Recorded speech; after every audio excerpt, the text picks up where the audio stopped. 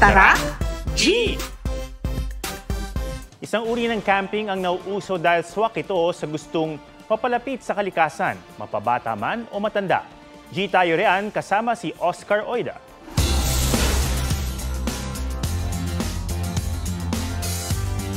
Patagman o lubak ang daan, di yan aatrasan ni Mike. Bawat tapa kasi sa silinyador ay paglapit niya sa mga natatanging destinasyon. Personally, naisip ko na kaya kong gawin to. So, sinubukan ko. I talked to my wife na. Sa pagtatapos ng biyahe, tsaka pa lamang nagsisimula ang tunay niyang pakay, ang car camping.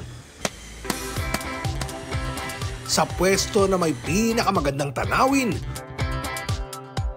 doon niya itatayo ang kanyang camp kung saan siya mamamalagi ng magdamag.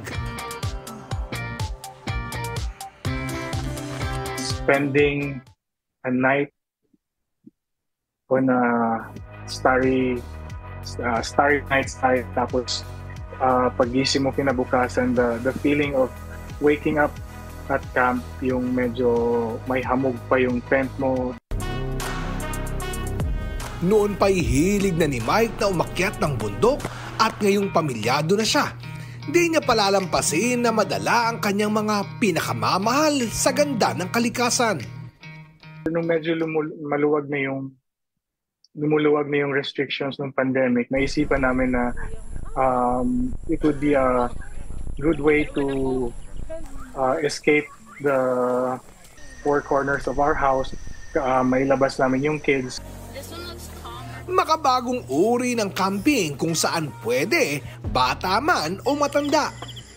Para sa amin na medyo may edad na, parang it's a way of rekindling our love for the outdoors. Wala ring preno ang pagdami ng car campers sa bansa.